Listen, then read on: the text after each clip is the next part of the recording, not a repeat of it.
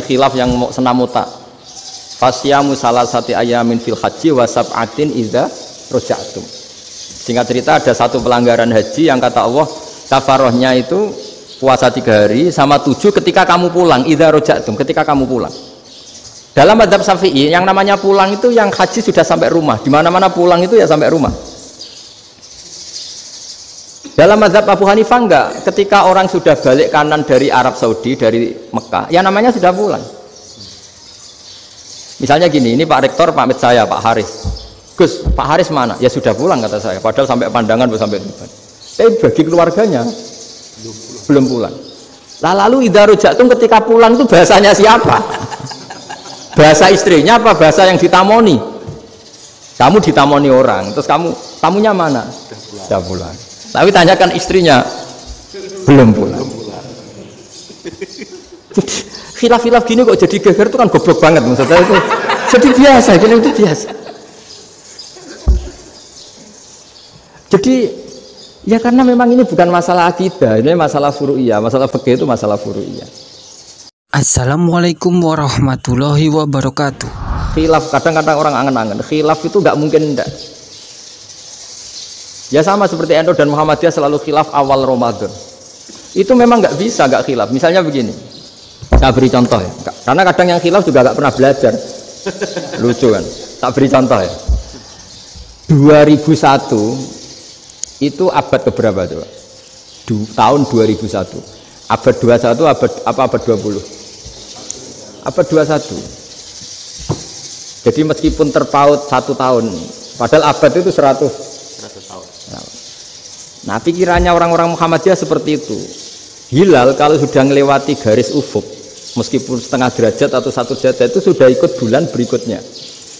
Sehingga ya sudah, meskipun sekian derajat sudah dianggap Ramadan. Nah, pikirannya orang NU enggak. Harus ru'yah bil fi'li. Itu sebetulnya lagi-lagi sebenarnya enggak masalah NU dan Muhammadiyah, itu di kitab-kitab ya seperti itu. Kita ini enggak biasa goblok ya. Artinya kita yang keluarga kiai tahunya kunut mazhab Hanafi, tidak kunut mazhab Syafi'i. Tapi tahu-tahu ini mazhab NU, ini mazhab itu aneh itu menurut kita ini anggap apa? Mana ada Muhammadiyah jadi mustahid, mana ada NU jadi mustahid. Jadi sebetulnya orang tahu semua lah kalau Abu Hanifah itu tidak kunut, Imam Syafi'i itu kunut. Imam Syafi'i pernah main di masjidnya Abu Hanifah ya tidak kunut, ditanya kenapa tidak kunut? Jenengan itu presiden kunut, tidak sanggup mati Abu Hanifah, dulu biasa aja. Sekarang geger. Ya karena tidak punya kegiatan. Sebenarnya itu nggak masalah, mulai dulu biasa.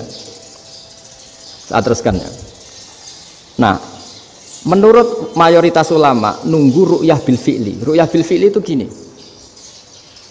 Mata telanjang bisa melihat karena agama ini menggantungkan perintah itu sama melihat. Kalau kamu tidak melihat itu bagaimana kena hukum? Ibarat gini. Pak Rektor datang ke rumah saya, tapi saya nggak tahu. Kena nggak saya hukum harus menghormati? Dia datang nggak sembunyi-sembunyi. Saya kena hukum harus menghormati ya kalau melihat, kalau enggak ya enggak. Tapi Pak Rektor tetap bilang, tapi saya hakikatnya datang, jadi saya datang saja. Itu kan ribet. Akhirnya ya sudah, itu nggak ada khilaf sampai mati ada khilaf karena yang satu menggantungkan hukum itu digantungkan sama tahu. Kalau enggak tahu ya, misalnya baju saya ini hakikatnya ada najis, pas sholat saya enggak tahu. Sholat saya sah apa enggak? Sah. Karena hakikatnya, ya memang saya tidak tahu. Tapi hakikatnya ada najis apa enggak? Ada. Ya sudah, itu sama-sama masuk akal. Ada lagi khilaf yang mau senam otak. Fasyamu salasati ayamin fil haji wa sab'atin idza raja'tum. Singkat cerita ada satu pelanggaran haji yang kata Allah kafarohnya itu puasa 3 hari sama 7 ketika kamu pulang, idza raja'tum, ketika kamu pulang. Dalam mazhab Syafi'i yang namanya pulang itu yang haji sudah sampai rumah. Di mana-mana pulang itu ya sampai rumah. Dalam mazhab Abu Hanifah enggak, ketika orang sudah balik kanan dari Arab Saudi, dari Mekah, ya namanya sudah pulang. Misalnya gini, ini Pak Rektor pamit saya, Pak Haris. Gus, Pak Haris mana? Ya sudah pulang kata saya, padahal sampai pandangan belum sampai depan.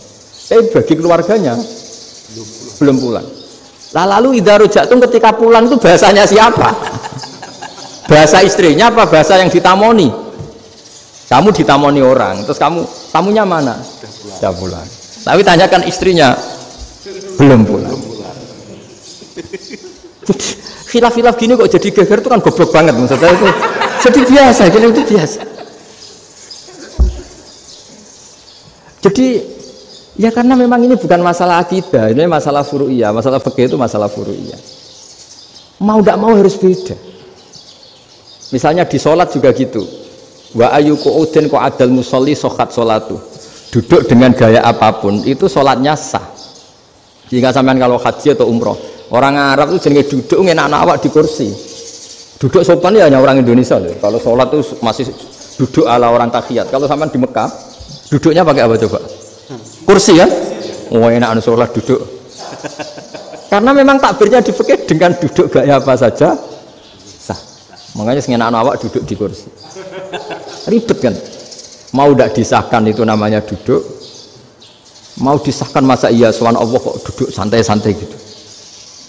Tapi mau apa? Ini fikih. Ya sekarang lagi ini fikih. Fikih itu ya sudah ini fikih. Makanya kalau ulama berdebat misalnya Abu Hanifah berpendapat sholat itu wajib baca Fatihah pasal Quran. Dalam mainstreamnya ya Fatihah karena la sholat alimalam yakro bi Fatihatil kitab. Tapi cara Abu Hanifah enggak. Faqra'u ma tayassara minal Quran. Bacalah apa saja yang mudah bagi kamu. Asal itu Quran. Sementing gak gending Jawa, gak nyanyi lah gitu. Ya sudah mau apa coba? Jadi ya susah memang kalau fikih itu ya sudah seperti itu. Ada lagi yang masih ekstrim misalnya. Yang namanya menyembelih hewan itu gimana coba? Dari hidup ke mati apa pasti mati disembelih? Cara mazhab Imam Syafi'i yang namanya menyembelih itu penyembelian harus menjadi sebab kematian. Itu yang sah. Karena lagi penyembelian menjadi sebab kematian yang syar'i. Sehingga beliau mensyaratkan hewan yang disembelih ini masih punya hayatun mustaqirrah, punya kehidupan yang normal. Sehingga kalau nggak disembelih ya hidup. Sehingga kalau ada hewan ketabrak truk kejet-kejet mesti mati ini buat sembelih. Itu nggak sah karena nggak usah disembelih ya wes mati kan. Karena ini hanya nunggu koordinasi Israel kan, dia kejet-kejet itu kan prosedur itu. Tapi tidak disembelih pun mati. Tapi cara mazhab Malik enggak.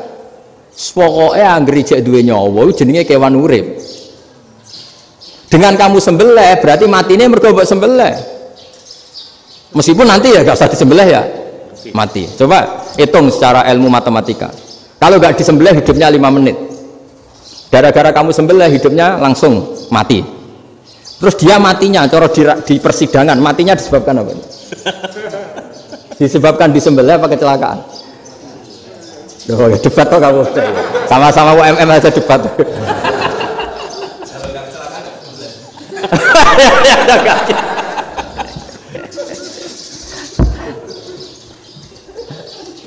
Loh, saya pernah ngalami nyata itu. Saya jalan-jalan sama anak saya pakai motor. Sampai di jalan raya gitu ada ayam jago ketabrak mobil, kejet-kejet.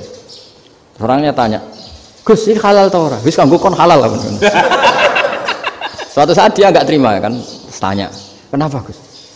Ya nak kiai ra pantes, masuk kewan mesti mati nek tak sembelih. Nak kiai pantes kan? Karena aku tahu kamu tuh gak kiai, mesti motifnya itu mergo jago, jajal cilik gak tak kokno. Ada kan ayam itu bayi kan gak ditanyakan, kejet-kejet mati rak lah, wong cilik wae. Tapi masalahnya ini kan jago, eman itu. Tapi secara fikih pertanyaannya tadi, hewan yang sudah tidak punya hayatun mustaqirrah, dia hanya punya al-hayat al-itiroriyah, dia punya harokah itiroriyah, dia mati kejet-kejet, memang prosedur mati harus seperti itu. Mbok kecelakaan kayak apa, kalau mati kan kejet-kejet dulu. Nah ketika kejet-kejet ini pertanyaannya ini kan hidup apa mati namanya? Enggak, namanya hidup apa mati? Pas kejet-kejet itu hidup. Cara Imam Malik itu hidup. Ya sudah, kalau hidup disembelih ya halal. Karena misalnya nanti kalau nggak disembelih matinya kan 2 menit lagi, gara-gara disembelih mati sekarang. Tetap penyebab kematian itu nyembelih. Penyembelian ini sebab kematian. Tapi kalau Imam Syafi'i enggak, cara berpikir wes nemen, paling roh besok kaget langsung mati. Kalau gitu berarti kamu nyembelih barang mati. Jadi fikih itu kadang unik.